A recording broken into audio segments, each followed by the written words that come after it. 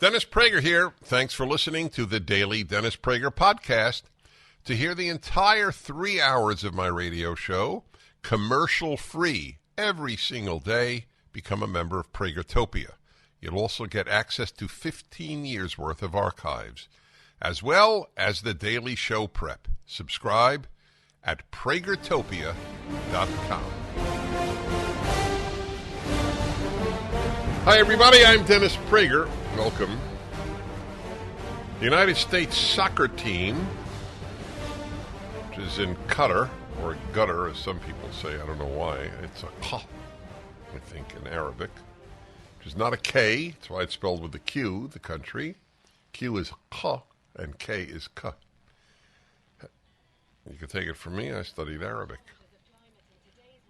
I'm having a news broadcast in my earphones, gentlemen. Unless it's from here. It's from here, gentlemen. I apologize. It was from my own computer. So do I merit the punishment room for that one? A false charge? Yeah. Ow. You are going to learn to be more professional. That's what you're going to do. I think this is the earliest we've ever had a punishment room in my broadcast history.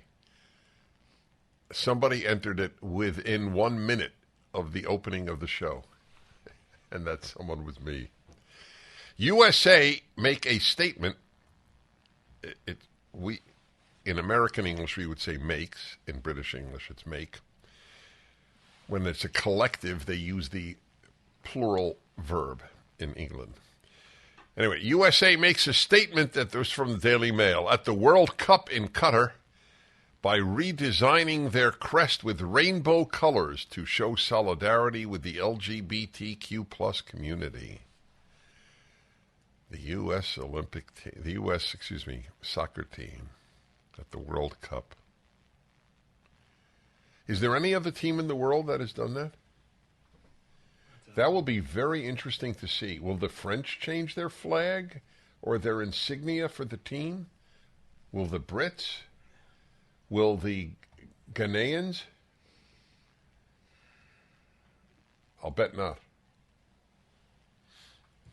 My dear friends, this is what I am talking about when I tell you we now are the net exporter of toxic ideas. Equal rights for gay people is not a toxic idea. But it's irrelevant. The politicization of the team is what I'm talking about. You know, there are people who feel as strongly about the immorality of abortion as people feel about the immorality of inequality for gays and bisexuals and others in the LGBTQ acronym. But they haven't changed the insignia of the U.S. soccer team in the World Cup to show a baby in a womb. And I don't think it would be the appropriate thing to do. A conservative leaves sports alone. We believe that there should be places in life that are free from all other passions other than the sport itself. That's the purpose of sports, to enable you to have a period of time when you don't think about other things. I'm not rooting for the U.S. Soccer team. This did it. For me, not to root for an American team is like goes contrary to my deepest sense of self, but I'm not. They're composed of wimps. This is not courage. This is cowardice. This is cravenness. Do they believe on the U.S. Olympic? I keep doing Olympic team. The U.S. soccer team at the World Cup, do they believe that men give birth? I'm going to talk more about that because that is the statement of our time. Anything you need to know about the time in which we live is embodied in that statement that men give birth. United States men's national team has made a huge statement at the World Cup in Qatar by redesigning their crest to incorporate the rainbow flag in a bid to show solidarity with the LGBTQ+. What happened to IA? Isn't it LGBTQIA+? Yeah, sometimes it's there and sometimes it's not. Who knows? The tournament, which starts on Sunday and sees the U.S. play their opener against Wales. Let's go, Wales! Let's go, Wales! Has been hugely controversial in its build-up given Qatar's human rights record and attitude to homosexuality. As recently as this month, a Qatar World Cup ambassador told the German TV broadcaster that homosexuality was damage to the mind, and it remains illegal to be gay in the conservative Muslim country. All right. Well, you could certainly speak out against that, but to change the insignia? You think this is going to affect the people of Qatar? Oh, the American insignia has colors other than the colors of its flag. Gee, what is that about? Oh, LGBTQIA. That's going to change Qatar. Well, anyway, what the hell are America's colors compared to the LGBTQ colors, correct? Red, white, and blue, give me a break. Anyway, doesn't the American flag represent fascism? On the left, that's the belief. Represents racism, inequality, persecution. U.S. men's coach discusses rainbow team logo at training camp. Do they not understand that they are losing support in America itself? I know it doesn't matter to them, but I wonder if they considered that. Not because we're against equality. We're against the politicization of sport. That's what we're against. Wow. Okay, thought I'd report that to you. Another arena ruined by the left. Sports. Do they still have Black Lives Matter inscribed on the pitcher's mound in stadiums? That's gone? Yeah, but it's not gone from the end zone in the NFL. Really? Yeah, take a look. When I went to the Dallas Cowboys football game a few weeks ago, a donor to PragerU invited me to his box. So I was there with my son and grandchildren, and the insignia, the gigantic letters in the end zone were something like, "We're in it together." I mean, this was innocuous nonsense, but nevertheless, it was a political statement. And the back of the helmets too? I just learned that from Mr. McConnell. By the way, he no longer wants us to call him Sean. I'm okay with that. I like going back to those days when we called people Mr. Hey guys, I like the lighting today. I don't look like a lighthouse. So what is it, Sean? Seriously, in every end zone there was now a slogan. Is that correct? Different slogans. End racism. Well, what was the next one? What? Choose love. Oh, God. See, if Saturday Night Live weren't just a mouthpiece for the left, they would have a ball with different insignias in different stadiums. Like, how about sometimes hate is appropriate? Right? Is it not true? I hate rape. I hate murder. I hate evil generally.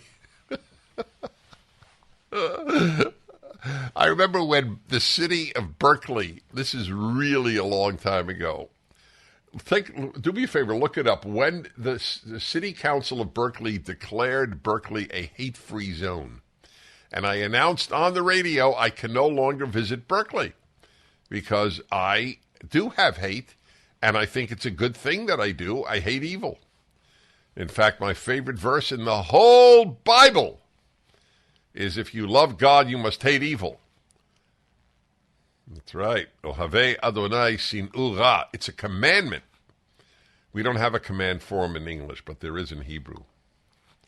Those of you who love God must hate evil.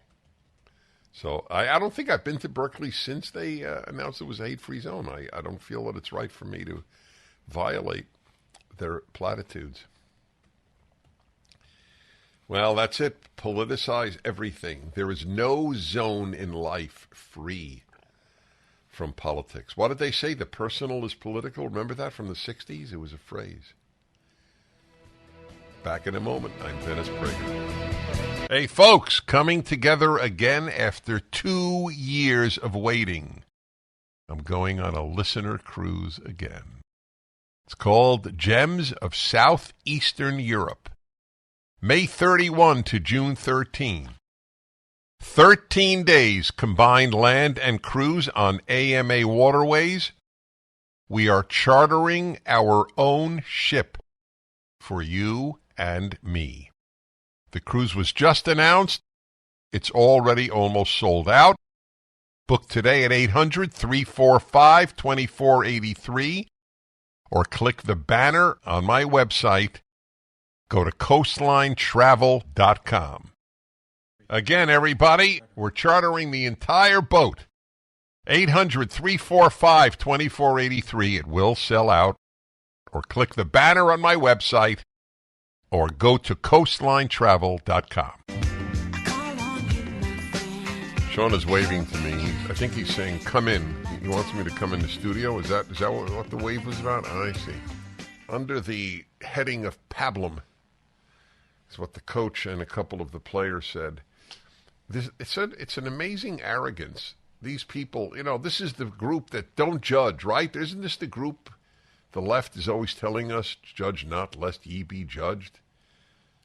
Nobody's as judgmental as they are. We're going to come to Qatar, the home of the World Cup, and we're going to tell them that you too have to have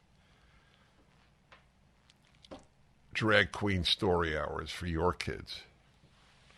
Talking about drag queen story hour, here's a story out of, what is it, a suburb of Chicago, Alan? Okay, then I got it wrong here in my own brain.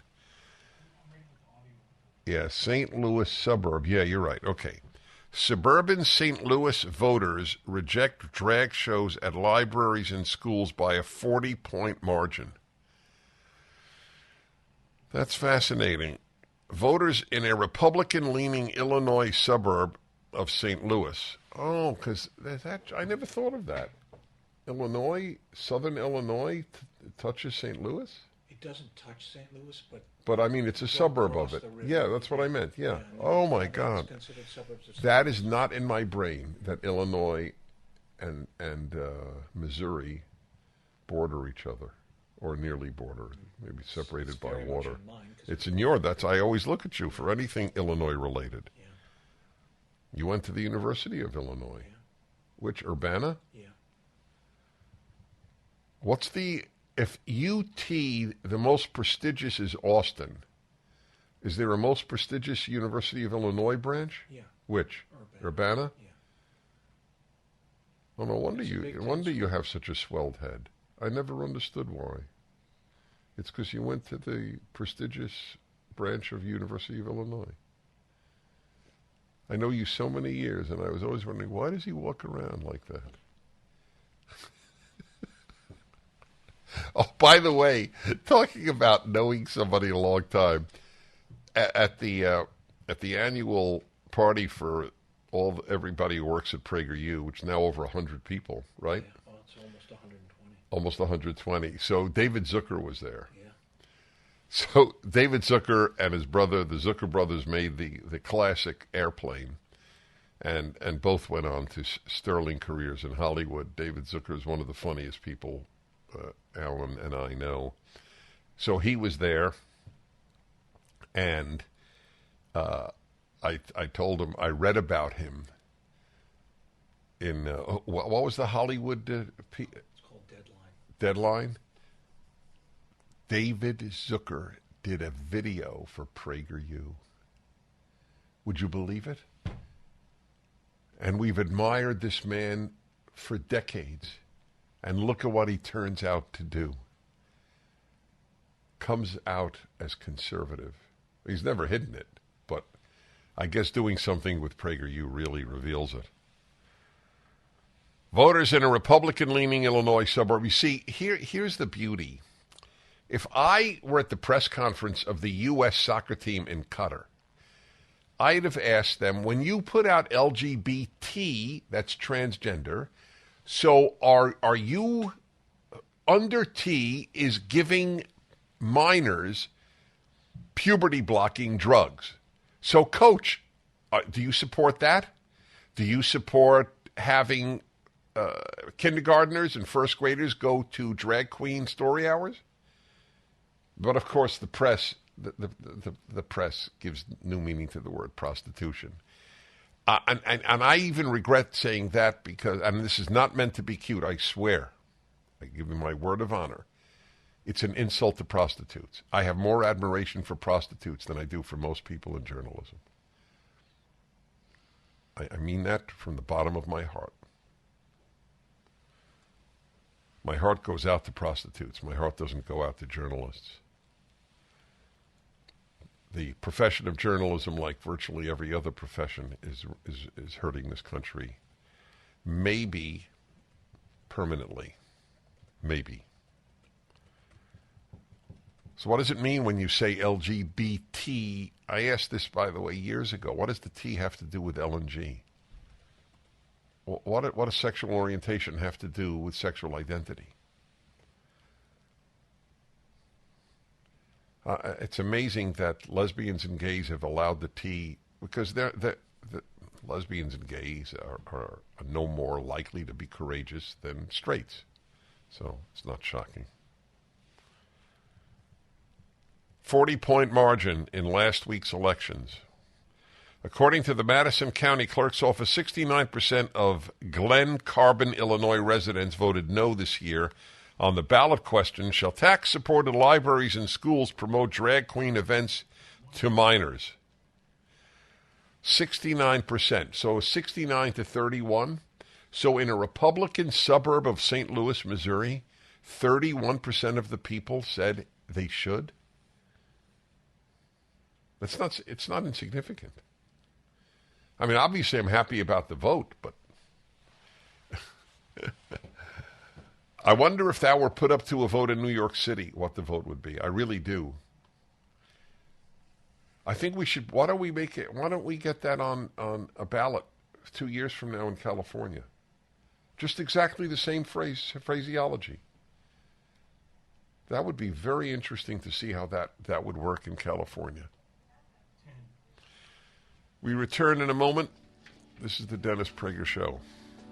The Dennis Prager Show. History repeats itself, and we're seeing that play out with inflation. When Jimmy Carter took office in the late 70s, gold sold for $140 an ounce. By 1980, the price of gold topped out at $870 an ounce. If today's market performs like it did when Carter was in office, the price of gold could skyrocket from $1,800 an ounce to $9,300 an ounce. This is Dennis Prager for AmFed Coin and Bullion. Don't miss out on a great opportunity to purchase precious metals while the prices are still stable. If history repeats itself, we'll see a run on gold, silver, and platinum that will certainly drive up prices. Be smart and buy now, as I am. At AmFed, you're dealing with specialists who provide you with personalized attention, honest information, and sound advice. You'll never be pressured into buying outrageously priced so-called collectible coins or anything that you don't need. Take advantage of today's prices. AmFed Coin and Bullion, 800-221-7694. AmericanFederal.com, AmericanFederal.com.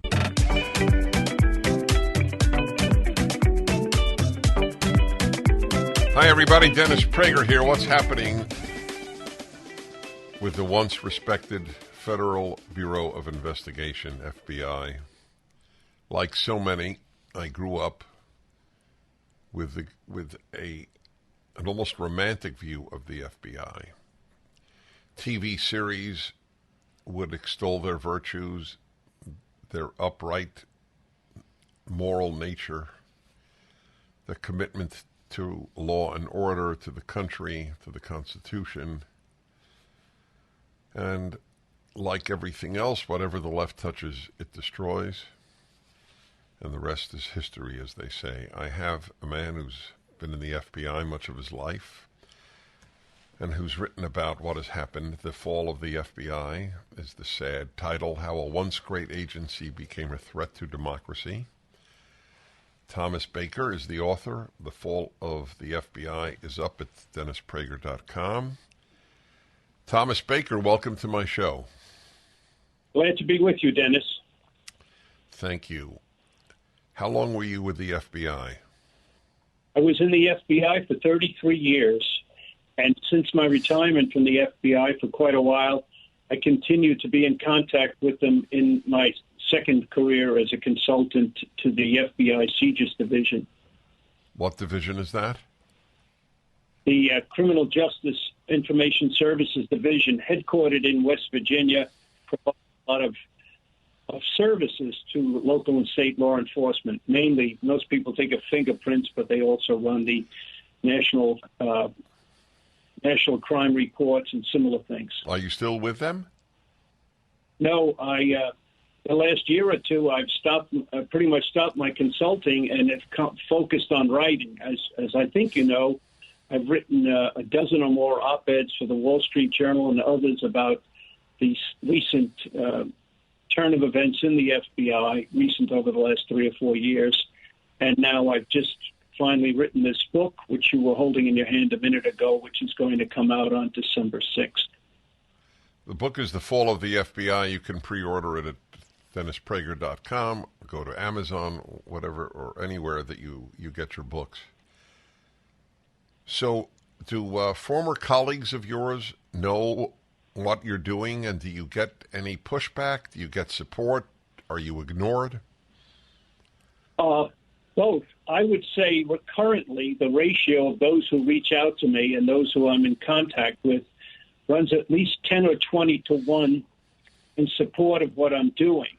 And you probably can see from some of the endorsements in the book, a lot of people from working agents to assistant directors have endorsed my book and my efforts. I do get pushback from a few individuals who are closely aligned with some of the characters whose names you know, Comey, McCabe, and Strzok. But for the most part, actually, among the retired community... Yeah, well, the retired community, it's like the professors emeritus. The retired professors are the only ones who are speaking out generally. I'm not belittling it. I'm just saying once you know you can't get fired, it's a lot easier to speak out. Yes, that's certainly true. Yeah, I unfortunately. Do you get any communications from current FBI agents? Yes, there are several current agents, more than a few, various levels in the Bureau who I've been in contact with over the past years, most recent years. And of course, I can't cite them by name in the book. Right. When did it begin, in your opinion? Or I'll rephrase it. It's the same question, but I'm rephrasing. Until when was the FBI still an honorable institution? I would say the decline began under the directorship of Robert Mueller. It did not become apparent for several years after that. And what I think the problem is, and that's the thesis of my book, it's a cultural change. Current leadership, including Director Wray, focuses on the bad apples, if you will, and each time something happens, the original thing by Comey, Strzok, McCabe, all out the door, and then more recently the incidents with the gymnast, and more recently the ASAC in Washington Field, who was helping to deep six the investigation of Hunter Biden. In each instance, they say, well, they've gotten rid of those people. They're no longer with us. They're out the door. Hold on there. Hold on and remember where you're at. The book, The Fall of the FBI, is up at DennisPrager.com. Thomas Baker. You all have helped build MyPillow into the incredible company it is today and have trusted in Mike Lindell to give you a great night's sleep. On top of the special available to my listeners on the Percale and Giza Dream bed sheets, marked down as low as $29.98, Mike is now changing the game with his 3-piece towel set. This set is made with USA cotton, making it extremely absorbent, yet still providing the soft feel you look for in a towel. This set comes with 1 bath, 1 hand towel, and 1 washcloth, typically retailing for $49.99. For a limited time, you can get this 3-piece towel set for the low price of $19.98 with the promo code Prager. Don't miss out on these extraordinary offers. There's a limited supply, so be sure to order now. 800-761-6302. Use the promo code Prager or go to mypillow.com, click on the radio listener square, and use the promo code Prager. If you think it's painful to you to watch the FBI deteriorate, can you imagine how Thomas Baker feels? Spent his life in the FBI, and he watches it to become a political hack of the Democratic Party. It's very painful. I asked you, when do you think it began? And you spoke about Robert Mueller. So he became the head in 2001. I looked it up. I don't want people to be too impressed with my memory on this, but I looked it up just now. He was the second longest serving director, I guess, after J. Edgar Hoover. And he had, according to you, a malevolent influence. Is that fair? That's exactly right. I believe the origin of the downfall traces back to just after September 11th. Robert Mueller became the director of the FBI a mere couple of days before the attacks of 2011, September. You mean 2001, yeah. Yes. September correct. 11th, yeah. Go on. Saturday morning, the 15th of September, that Saturday morning, President George W. Bush summoned him to Camp David, where Bush was in a retreat in a think session with his advisors. Mueller went there believing that he was there to give a report of the FBI's investigation. Now, there was only really 3.5 days had gone by from the September 11th attacks on Tuesday to that Saturday morning. Mueller stood up, presented the report to George W. Bush. And in 3.5 days, the FBI had identified all 19 hijackers, identified their associates, identified their means of travel, their credit cards, their rental cars, everything about them, and their connections back to Al-Qaeda. Mueller was quite proud of that report, and it was a good report. The Bureau had done what it does best, investigate. When he was finished speaking, President Bush dismissively said to him, "I don't care about that. I only want to know how you're going to prevent the next one." Later that morning, George Tenet, then the head of the CIA, presented a proposal of a plan of action going forward. When he was done speaking, Bush said, "That's great." He turned towards Mueller and said, "That's what I want to hear." Mueller was humiliated. And I know that for a fact because he told me and others that on several occasions. He then set about, very consciously, to change the FBI's culture. And he used that word culture. And he was changing it from a law enforcement agency to an intelligence agency. Now, that had a lot of unforeseen consequences. And the key is the difference in a culture of a good law enforcement agency and an intelligence agency. That is truly revelatory. I was transfixed. In effect, so it seems to me, tell me if I'm right, Mueller transformed the FBI into a domestic CIA. Correct. And what the difference is this, if I may, Dennis, in a law enforcement agency, when it's working right, the people in it, the agents, the police officers, whatever, their whole life, consciously or unconsciously, is orientated towards the day when they're going to stand up in court, raise their right hand, and swear to tell the truth, the whole truth, and nothing but the truth. And that colors everything you do in law enforcement.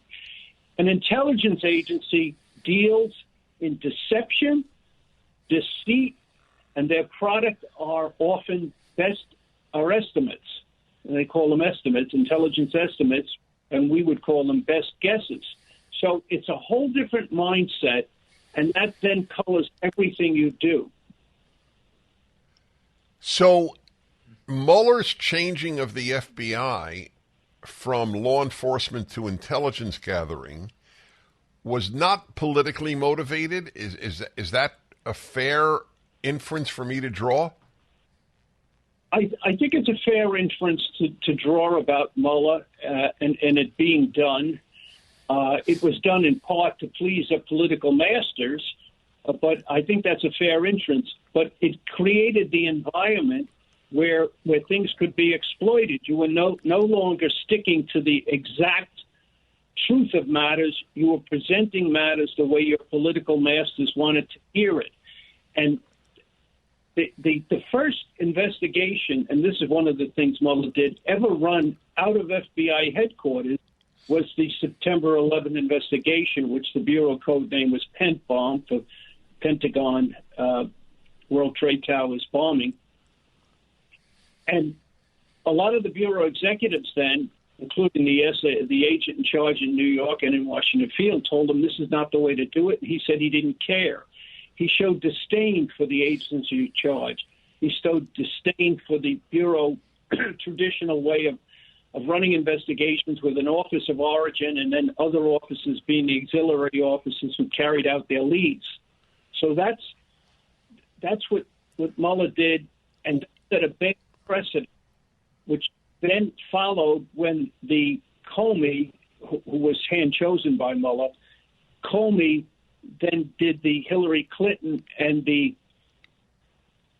Russian collusion investigation out of headquarters.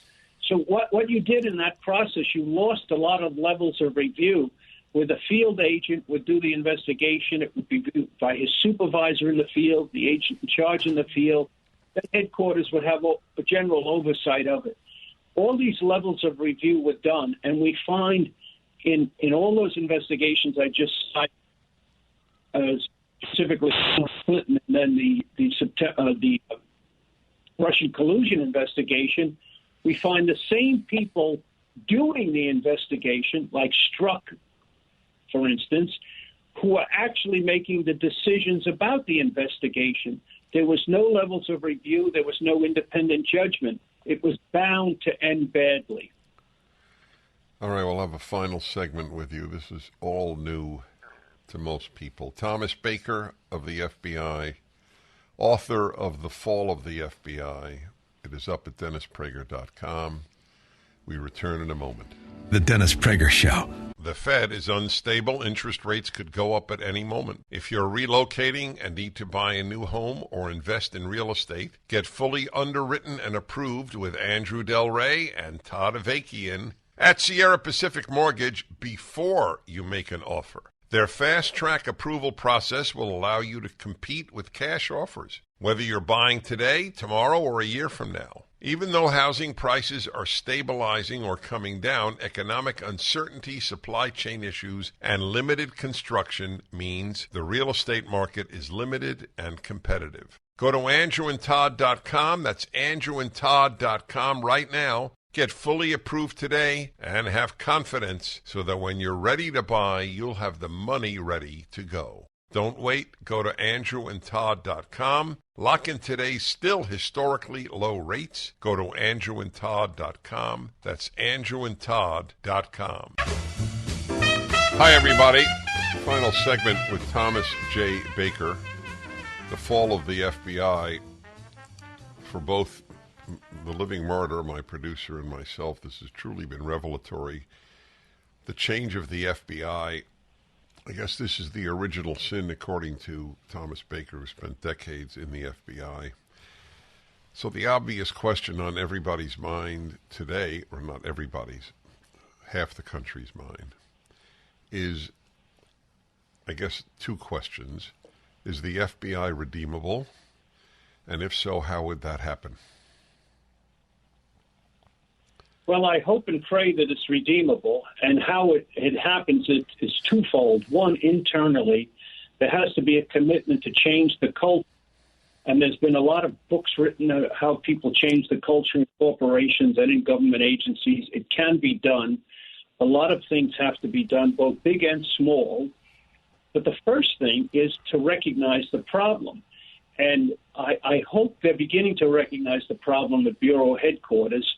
Up until now, each instance, we get the explanation from Ray and others that, well, we fired that guy, we fired these bad apples. Well, it's not just a few bad apples. They have to look at what's creating the environment that allows these bad apples to rise to the top.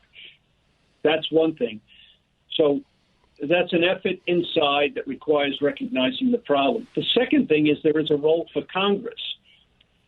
And it seems that on the House side, the House Judiciary Committee issued a report of over 1,000 pages pointing out an awful lot of the problems.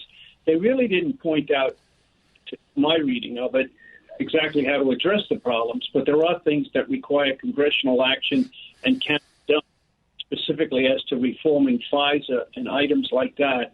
That's a role for Congress to take on. What do you think of Christopher Wray? Well, I still don't see him, to quote others, I don't see him as the devil. He's in a difficult position. He's been in a difficult position. What he has to do is recognize this is a cultural problem. He has fired or presided over the firing of a lot of the rotten apples or rotten potatoes, as he calls them. But they have to recognize the problem, and I hope he does. A director of the FBI is constrained by reporting directly to the Attorney General, which is the way we want it in our constitutional system. But like in opposing Eric, the current Attorney General's orders about monitoring school board meetings, the Bureau internally, I know for a fact, a lot of the agents in charge did not like that and made it be known within the Bureau. Who ordered that? We have just a few seconds. Who ordered that? Who ordered it? Yeah. The Attorney General ordered the FBI and the U.S. Attorney's Office. Well, Merrick Garland is a very big problem. All right, listen, we got to go. I'm sorry about that. You really, you have established great credibility with me and my listeners. The Fall of the FBI, it's up at DennisPrager.com. Thank you.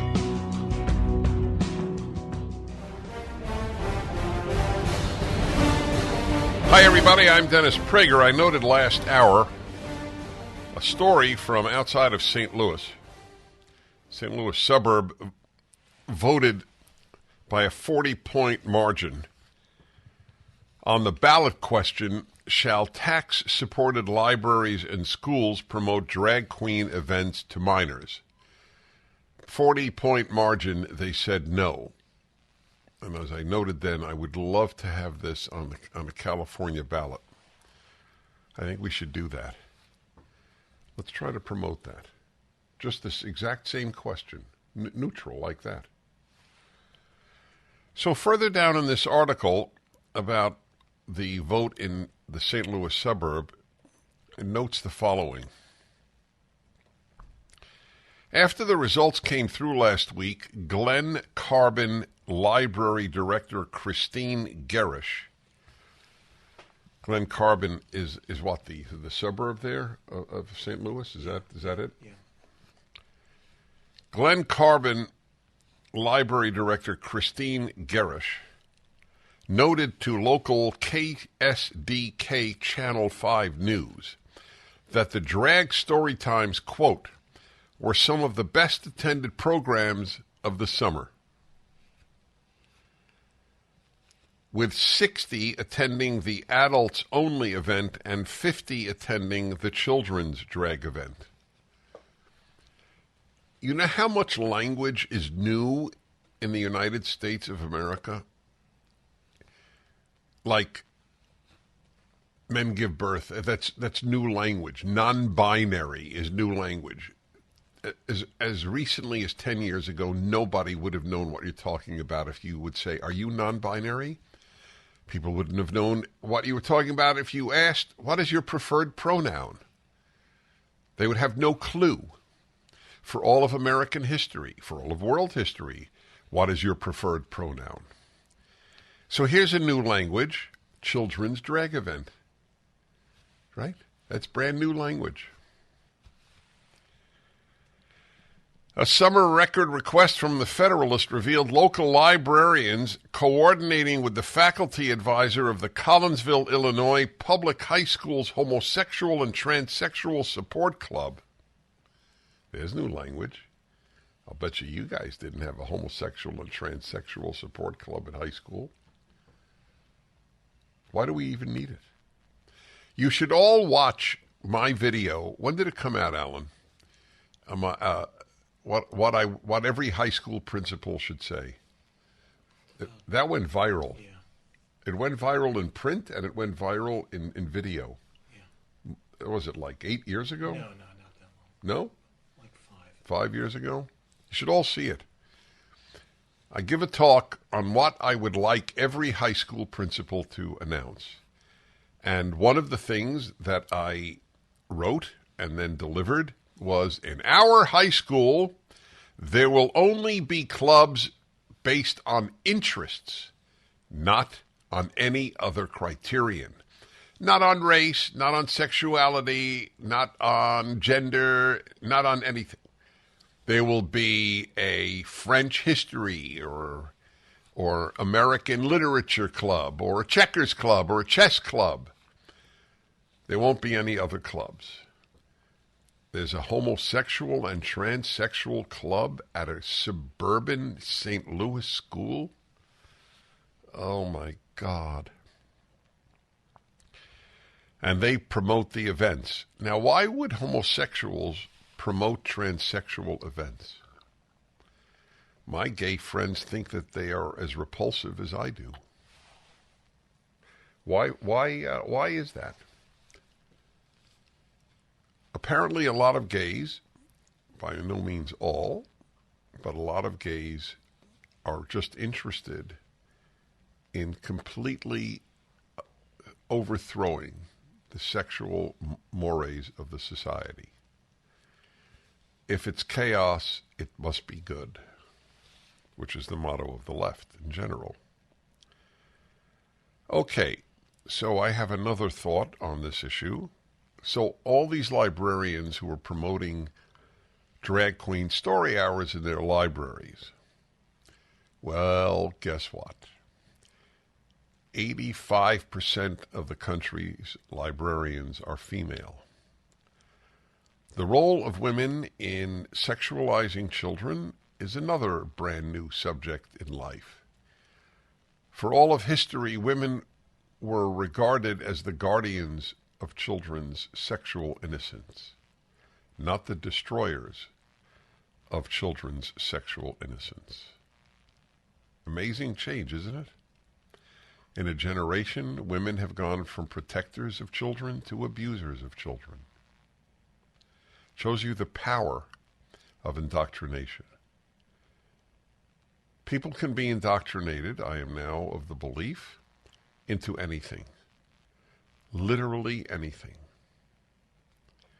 If enough people say, wake up every day and slit your wrists, people will wake up every day and slit their wrists. All you need is enough people saying that that's what you should do. To have so changed female nature. There's another article in this regard. This is written by a left-wing woman in The Hill. It's the women, stupid. Yep. I couldn't have said this article any better than this woman from the left, Lauren Leader, an opinion contributor to The Hill. The balance of power in Congress following the midterm elections is still to be determined, but one thing is clear: women showed up and delivered for Democrats and for abortion rights across the country. The polls predicting women were breaking right en masse were dead wrong. We're breaking right en masse. I didn't read it with a proper emphasis. The polls predicting that women were breaking right, that is Republican, en masse, were dead wrong. The punditry that abortion didn't matter was wrong. Conventional political theory holds that it's always the economy, stupid. Not anymore.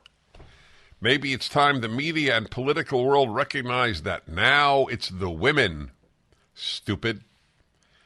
Remember the famous Bill Clinton line, it's the economy, stupid? Now it's the women, stupid. As go the women, so goes the country. And she's right. That's correct. If it weren't for women, I'm not sure any Democrat would be elected, especially single women.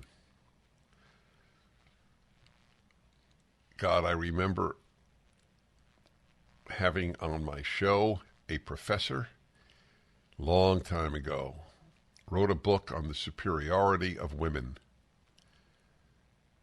And I have to say, he was one of the sweetest authors I ever interviewed, and the book was just stupid. And very politely, I told him that.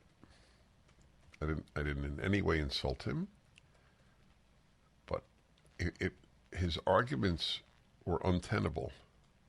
But in case you do think women are superior, now look at the United States. If you think we're going in the right direction, then the dream of a world run by women, isn't that a common feminist phrase?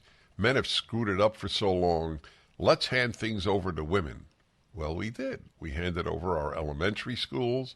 We handed over our electorate. We handed over our libraries. Are you happy? That's the question. Women have turned every election since 1980. Wow. They are more likely to be registered to vote and more likely to turn out than men. But you never know it from the way elections are covered. Somehow they are always a political footnote. I wouldn't say that, but it doesn't matter. Yep. Women are more complex than what the press says. Well, I don't know about that. Yes, the economy matters, and in binary polling questions, it was a top issue. But as early exit polls are showing, it's more complicated than that. The Supreme Court Dobbs decision drove a voter registration surge and motivation to turn out among a coalition of women that Democrats needed and made a huge difference in the election. Abortion was a high motivator. Everything focused on that. Okay, so that's another non-admirable aspect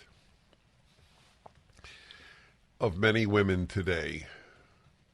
Abortion, unlimited right to abortion. Do you know what that means? That means that a lot of women are not prepared to think morally. The question in life that you ask is not, is it good for me? You ask, is it good? Is it good for me has nothing to do with, is it good? We'll return. I stare at a bright red sun, search all day and never find anyone. Hi, everybody. Phone number's 1-8-PRAGER-776. By sheer chance, and I mean that, I have a guest here. I did not even know she was coming into the studio. She lives in Florida. She works for PragerU, however, and in fundraising or development. That's what you guys call it? Mm-hmm. And she was here for the annual get-together of everybody who works for PragerU. And it was a high. I was at the event last night as well. Annabella Rockwell is her name. She's a descendant of folks who were on the Mayflower. Then I wonder if they knew my predecessors, who were at the time being chased by anti-Semites in Poland. That's just dark humor. I actually am a big fan of Poland today. And I told you folks what a great experience I had on lot Polish Airways last week.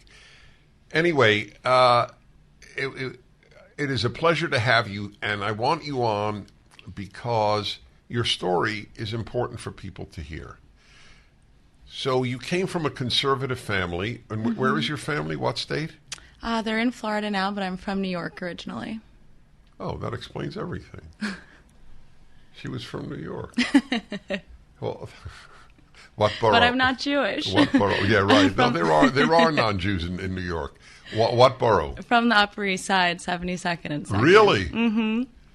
Not many Rockwells on the Upper East Side. More on the Mayflower. Yeah. Well, we're buried in Brooklyn, actually, the Rockwells. Uh-huh. Makes more sense. So anyway, you grew up in a conservative home and then went to college.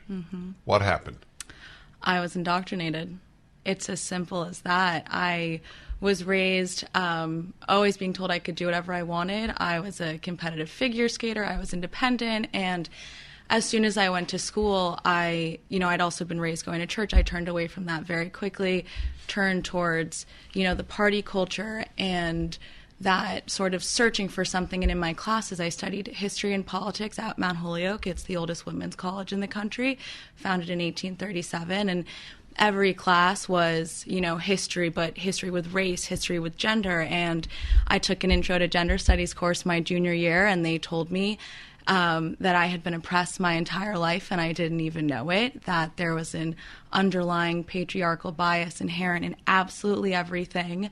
So I started to look at the world from a lens of being a victim. I would fight with my mother, I would fight with my grandmother and say, you guys don't understand, like you're a woman, like you've had it so bad. And they would look at me cross-eyed, and I caused fights and problems, and I really felt that I had to be on the defense constantly. And when I graduated in 2015, I was entering the world from this place of I have to fight. I constantly have to fight because everyone thinks I'm less than.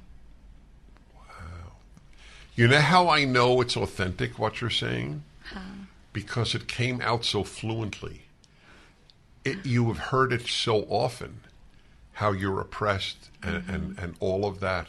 Mm-hmm. You could say it in your sleep. Mm-hmm. So you learn to be a victim. Correct. So it's ironic because I talked about that in my talk to the whole PragerU last night. Uh-huh. When I said about the girl who lined up at one of my college talks and said, "Are you saying women are not oppressed?" And I said, "Yeah, that's exactly what I'm saying." So I'm just curious, when you said to your parents, or to your mother, you don't realize how oppressed you are. What did your mother say? Oh my God, my daughter's flipped out. How did she react? Oh my gosh, yes. She was calling prayer lines. She was calling cult deprogrammers. I would have called prayer lines. Yeah. You're not my daughter. For you to tell your mother, Ma, you don't know how oppressed you are. Did your father hear this too? Not as much. I kind of looked at him a little bit as the enemy because he was like the white male, had been a stockbroker. I was like, he's not even really worth it. I have to show my mother that she doesn't know that she's a victim too. Do you have siblings? I'm an only child. Oh, wow. I feel for them. Me too. They're one child and basically lost to them. Did you feel lost to your parents, or they're lost to you? Yeah. I was cut off financially. I cut myself off from them, contact for a while emotionally. I would stay actually with friends from college, and I'm sure the intentions were good, but my peers, professors, they would kind of encourage this disconnection from my family. Oh, good. I need to pursue that subject. Annabella Rockwell, who is from Florida, works for PragerU. Feel all right. Somebody help me feel all right tonight. Now we gone. Hello, everyone. Dennis Prager here. By sheer fluke, this has happened. I had zero knowledge, let alone planning, that I would have this interview. But all the people who work for PragerU, about 120 from all over the country, came last night to the headquarters in Southern California. And among them is Annabella Rockwell, who works in development. She lives in Florida. And I just learned she asked if she could visit the show. I said, of course.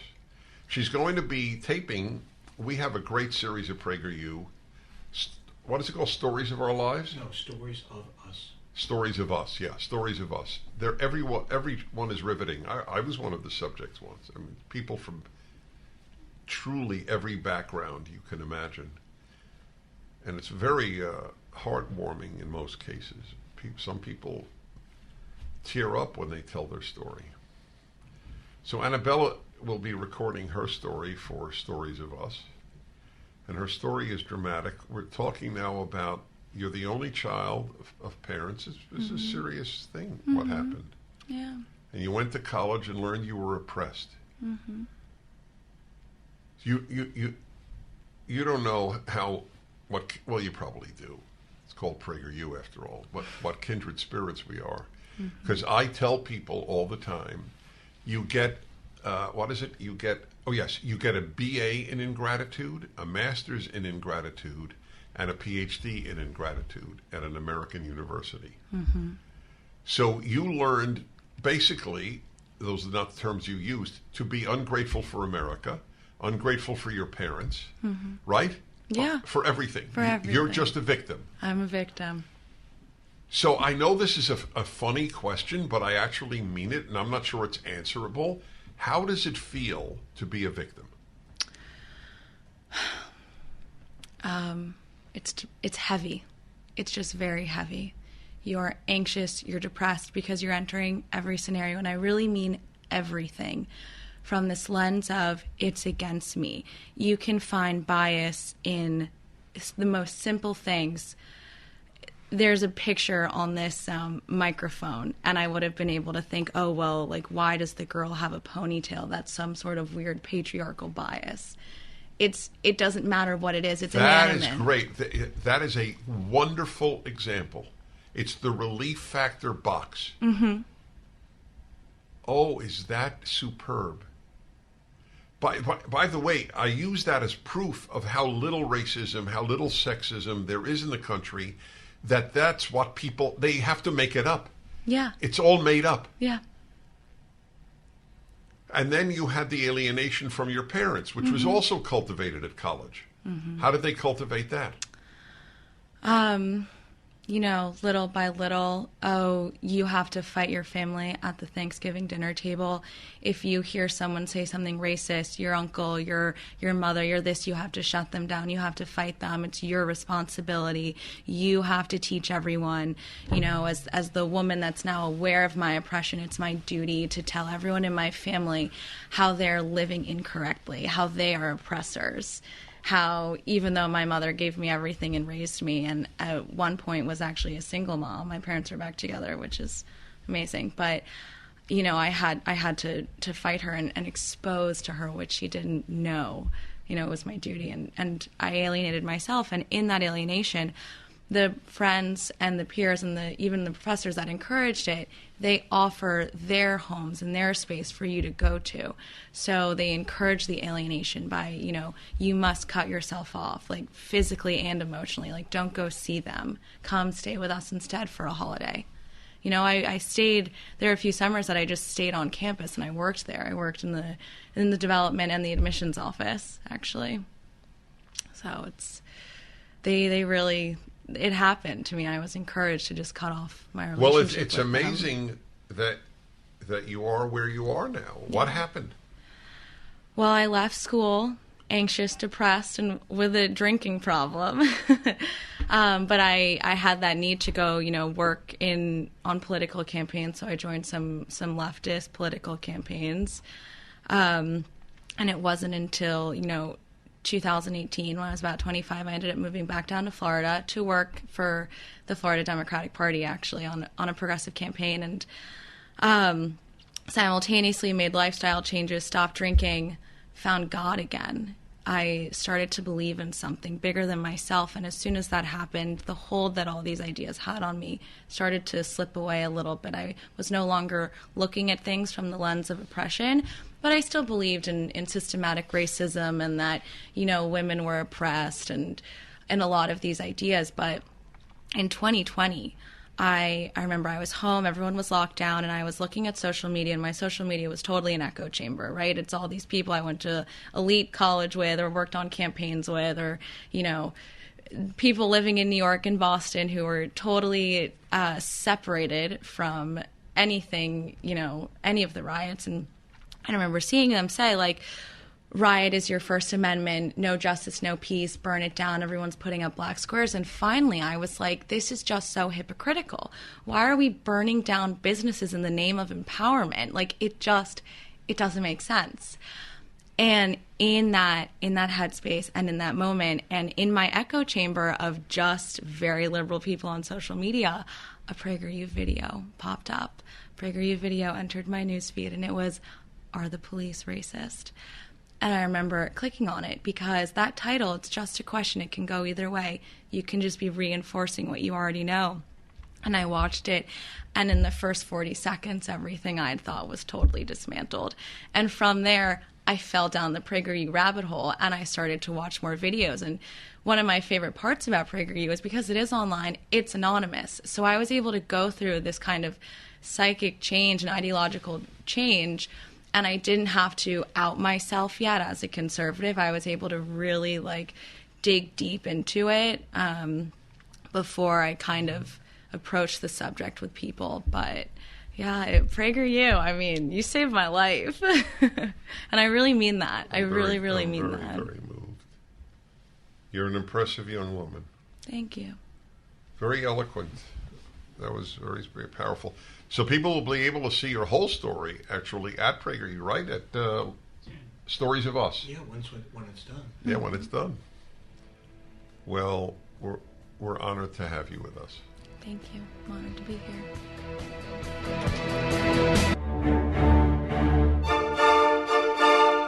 Yes, this is it. The Ultimate Issues Hour, the third hour, every Tuesday. Great issues of life.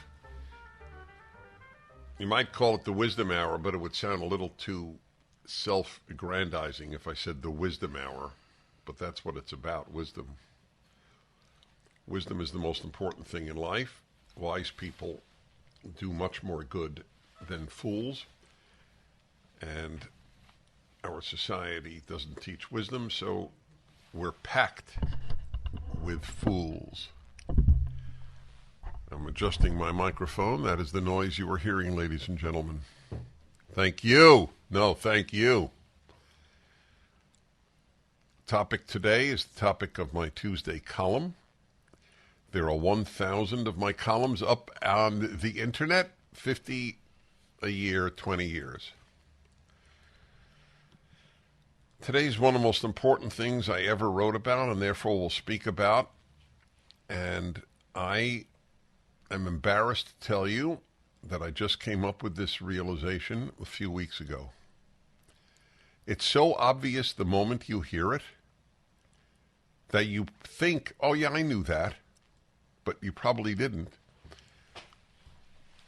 My own idiosyncrasy is that I think best under pressure.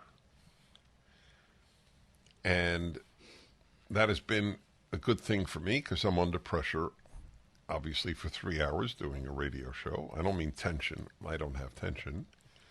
But pressure. I have to do a lot of things right. I have to make sense. I have to keep you interested. I have to say important things. And when I am questioned, I'm under pressure, certainly when I'm in a debate, and I think best then. And that's what happened a few weeks ago. I do a fireside chat every single week for PragerU. It has a lot of viewers around the world, mostly young people. It's a half hour in which I spend the first 10 or so minutes saying things that are on my mind and then taking questions, again, mostly from young people around the world. A young man sent in a question a few weeks ago. He's torn. He doesn't know how to figure out who is telling the truth on any given issue, the right or the left. Can I offer him any guidance? So, under pressure, I came up with the following response. I began with, you have to read a lot, you have to use common sense, all of which is true. And then I had, if you will, an epiphany. And I said to him, looking into my camera on the fireside chat set in my home. But here might be the best indication of who's telling the truth and who's not. Truth tellers don't censor. Liars do. See which side is censoring the other, and you have a pretty good indication of who's not telling the truth. Liars censor, truth tellers don't. And as I said it, I thought, whoa, DP, you came up with a really important insight. And that is the title of my column today up at DennisPrager.com, townhall.com, and many other sites in the course of the week. Between left and right, how do you know which side isn't telling the truth? And here's the answer. The side that is censoring isn't telling the truth. It is a rule 99% of the time, maybe 100. Ann Coulter went to Cornell University last week. It's her alma mater. And leftist fascists shut her down, screamed, banged drums, yelled, shouted, and she spoke for a total of 7 minutes. We don't do that to the other side because we're not afraid of the other side's views. In fact, the more you hear the left exposed with a response from the right, the better it is for the right. That's why I take opposing calls first on my show. That's why I take opposing questions from the floor at speeches, especially at colleges. First, conservatives don't shut down the left. The left shuts down conservatives. Why do they protest when conservatives come to a campus? They have the whole campus for 4 years. They own students for 4 years. They indoctrinate for 4 years. They allow no countervailing ideas in the vast majority of colleges in this country. Why the hell are they afraid of one conservative speaker for an hour or an hour and a half? Why? Because they're lying, and they know they're lying subconsciously, if not consciously, and that some truth teller comes in for an hour, it can upset the entire 4-year lie. Here's a great example. Men give birth. That's a lie. It's as pure a lie as exists. I can't think of a statement. The earth is flat is no more a lie than men give birth. Okay? Everybody knows it's a lie. Everyone. Even people on the left. It's just pure falsehood. It is the opposite of truth. Now, if you want to say trans men give birth, okay, then you might have something that you can say that isn't a pure lie. But they don't say that. Why don't they say trans men give birth? Because they want you to believe the lie that they have become a man. Then they don't remain a trans man. Trans man and man are not the same. Doesn't mean you mistreat these people at all. I've never called for it. I've never hinted at it. But there is a difference between a man and a trans man. You had to go to graduate school to believe there's no difference. So what happens? The lie is said that men give birth. That pure, undiluted falsehood. So what happens if you say, that's not so? I'm sorry, but men do not give birth. Only women do. Then they either debate you, that's one option, or they call you a hater, a transphobe, and shut you down and kick you off pre-Musk Twitter, Facebook, Google, YouTube, right? They kick you off. So here's a perfect example of something every single one of you knows is a lie, that men give birth. And yet, they don't allow you to say men do not give birth. Only women do. The side that's lying shuts down the other. That's the way it works. That's how you know the left lies, because they're the ones who are involved in what is known as cancel culture. Cancel culture is entirely from the left. 1-8-PRAGER-776. This is an ultimate issue. How do you know who's lying? That's the answer. The one that wants the other one shut down. 1-8-PRAGER-776. 877-243-7776. Is there a flaw in my argument? If you can't identify one, this is a very big deal. It might be a way to possibly get through to your left-wing son or daughter, or grandson or granddaughter or nephew or niece, or husband or wife even. Which side is shutting down the other? And why isn't that a perfect indicator that that's the side that isn't telling the truth? We don't care if the left speaks. They care if we speak. Tell me, would you please? How could I possibly have needed so much more? All right, everybody. Dennis Prager here. 1-8-PRAGER-776, the Ultimate Issues Hour. How do you know which side is lying, if indeed there is lying involved? And my general response, and I'm open to challenges and alternate views, the side that censors is not telling the truth. So we have some challenges, which is wonderful, because then that sharpens my thinking. We'll begin with Chuck in Cleveland. Hello, Chuck. My good man, thank you for your wonderful show. I like to listen as much as I can. We're a conservative area, red area in Cleveland, Ohio, but I do have some leftist friends.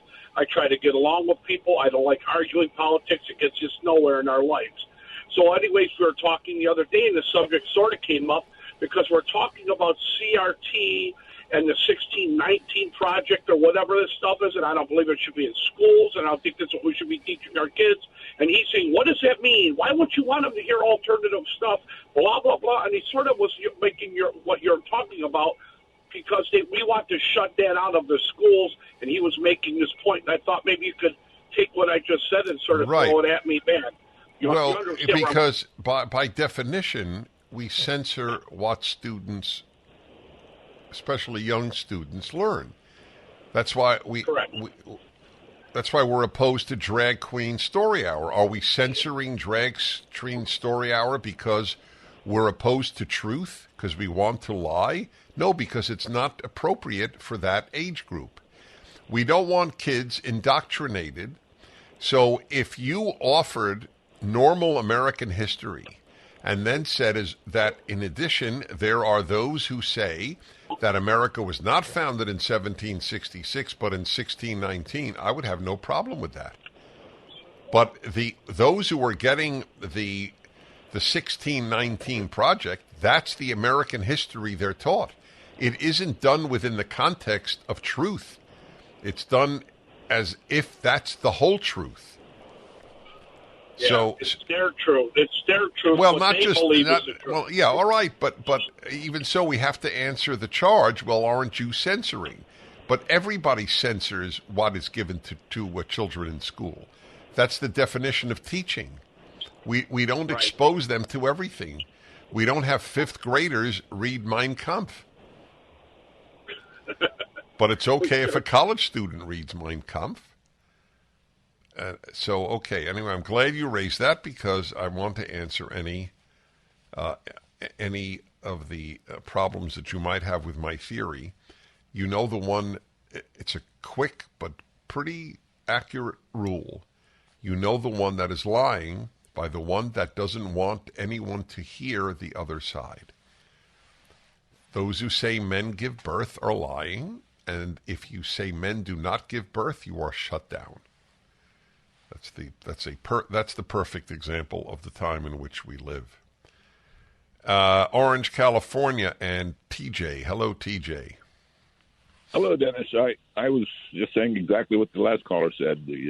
We are accused of censorship because we're not allowing gender studies in our libraries and stuff like that. Right. Well, again, this is schools. We certainly allow gender studies in adult libraries. No, but I've never... I'm sorry? How about movies and television? Some people boycott programs because they now show, like the Hallmark Channel is now showing homosexuality, and a lot of people are walking away from that. Right. Well, the issue there isn't truth or falsehood. The issue there is what do you think is appropriate to watch and what not, based on your values.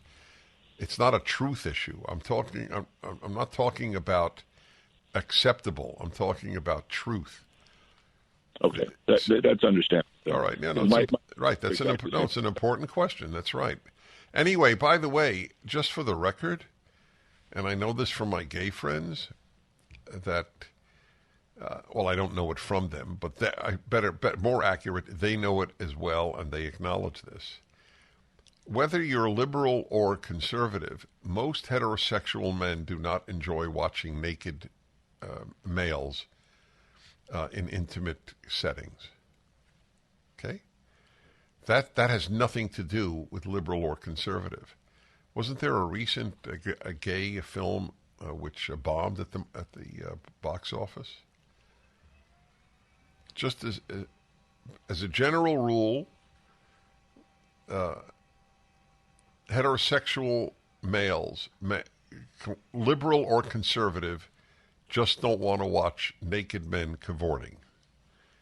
They're more than happy to watch naked women cavorting, for the record. So you can't even argue that it's anti-gay. It's a matter of psychology and the way one is made. 1-8-PRAGER-776, 877-243-7776. Aaron in San Diego, California. Hello. Hi, Dennis. I appreciate this topic. It's pretty interesting, but we routinely censored communists and even barred their entry from the country until good into the 20th century. All right, so did that make us liars? Right. So, okay. Barring entry, we barred the entry of Nazis during World War II. It's not because we thought Nazism was true. It's because we felt that it was a mortal threat to the society. And I don't know of any communist works that were banned from libraries. I studied communism. That was my field of study in the 70s. I read everything. I read. When was the Communist Manifesto ever banned in America?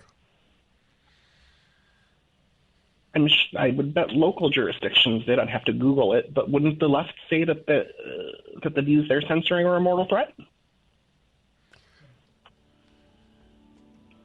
Well, it's a mortal threat to say that men don't give birth. If that's what they say, then we're in worse condition than I thought. Dennis Prager here. Thanks for listening to the Daily Dennis Prager Podcast. To hear the entire 3 hours of my radio show, commercial-free, every single day, become a member of Pragertopia. You'll also get access to 15 years' worth of archives, as well as the daily show prep. Subscribe at pragertopia.com.